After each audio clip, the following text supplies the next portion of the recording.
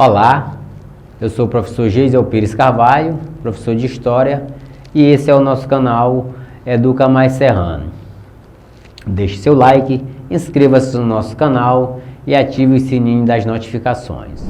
No nosso encontro de hoje, nós daremos continuidade ao conteúdo Primeira República e abordaremos a política dos governadores e também uma das características desse período. Para se garantirem no poder, as elites rurais criaram alguns instrumentos de controle político, entre elas a política de governadores, que foi constituída no governo de Campos Salles, que governou o Brasil de 1898 a 1902, ou seja, foi o segundo presidente civil do Brasil. Então, esse instrumento era um acordo firmado entre o presidente da República e os presidentes de estado, os atuais governadores. Usando das mesmas práticas, ou seja, troca de favores e corrupção eleitoral, as oligarquias estaduais ajudavam a eleger deputados e senadores favoráveis ao presidente da República. Em troca disso, o presidente retribuía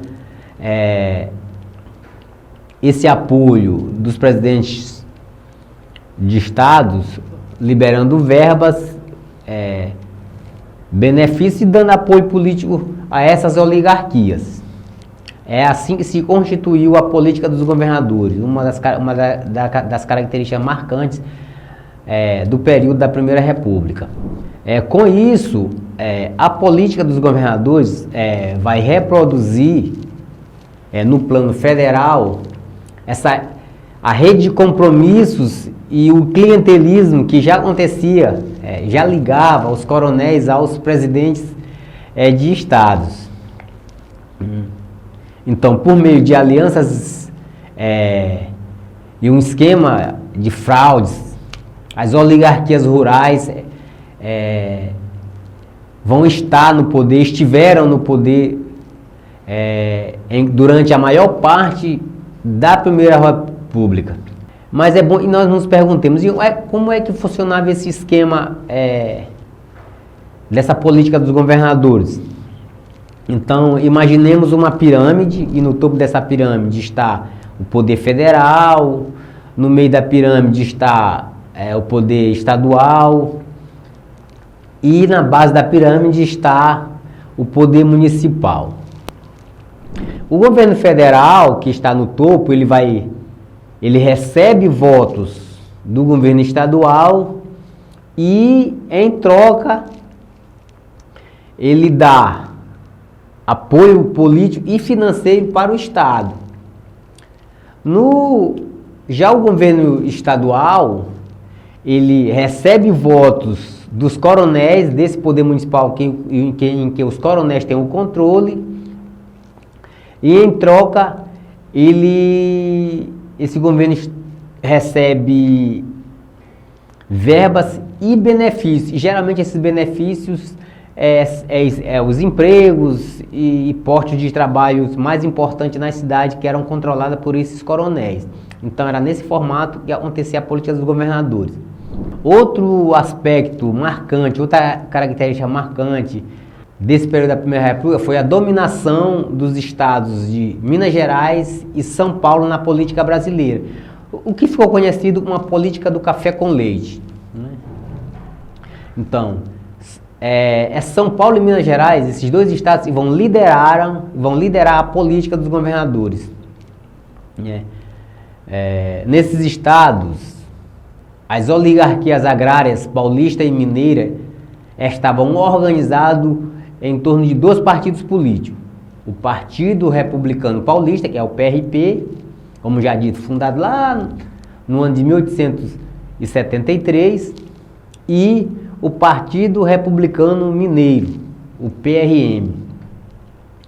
Esses partidos vão fazer coligação com os proprietários rurais dos demais estados, e os políticos desses estados vão liderar a vida política do Brasil, alternando-se no poder. Ora vão estar os paulistas, ora vão estar políticos mineiros. Outro aspecto é que essa dominação desses dois estados vão se dar também por conta de eles terem o maior número de deputados na Câmara. Isso também vai facilitar esse domínio, esse controle do poder político no Brasil durante toda a Primeira República. Quase todos os políticos da Primeira República, quase todos os presidentes da Primeira República foram eleitos com o apoio de políticos ligados ao Partido Republicano Paulista e ao Partido Republicano Mineiro. Então, como São Paulo era o primeiro estado em produção de café e Minas Gerais se destacava como grande produtor de leite e o segundo produtor de café, é a partir daí que vai nascer essa expressão da política do café com leite. É uma expressão alusiva a esses dois estados que dominaram a política durante toda a Primeira República, né? Para você ter uma ideia, nós vamos enumerar aqui os presidentes do Brasil de 1894 a 1930. E vai se perceber que, de fato, os políticos mineiros e paulistas tiveram à frente do controle do país, né? A exemplo, de 1894 a 1898, o presidente do Brasil foi Prudente de Moraes. Ele era um político paulista e fazendeiro. De 1898 a 1902, o presidente do Brasil foi Campos Salles, que era um político paulista e também fazendeiro. De 1902 a 1906, o presidente do Brasil foi Rodrigues Alves. Ele era um político paulista e também fazendeiro. De 1906 até 1909, o presidente foi Afonso Pena, que era um político mineiro, e teve o apoio dos cafeicultores paulistas e mineiros, né? Esse Afonso Pena vai falecer antes de terminar o mandato e vai assumir o seu vice, que no caso é Nilo Peçanha, que vai governar de 1909 a 1910. No caso, Nilo Peçanha era um cafeicultor fluminense, ou seja, nasceu no estado do Rio de Janeiro, né? De 1910 a 1914, o presidente do Brasil foi Hermes da Fonseca, que era um militar e político gaúcho e também foi apoiado pelos cafeicultores, né? De 1914 a 1918, o presidente do Brasil foi Venceslau Braz, que era um político mineiro, também apoiado pelos cafeicultores. Em 1918, Rodrigues Alves se reelegeu, mas faleceu antes de tomar posse e assumiu seu vice, Delfim Moreira, que não terminou o mandato, né?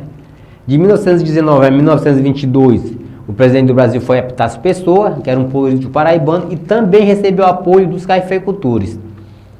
De 1922 a 1926, o presidente do Brasil foi Arthur Bernardes, que era um político mineiro, também apoiado pelos cafeicultores.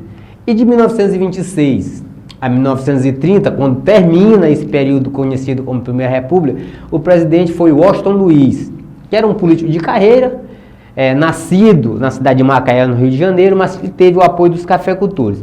E como pode se ver por essa lista, e nós citamos, que o poder no Brasil, nesse período conhecido como a Primeira República, foi de fato dominado por políticos mineiros e políticos paulistas. Por conta disso, houve essa denominação, né, e ficou conhecida como a política do café com leite, em alusão a esses dois estados, certo?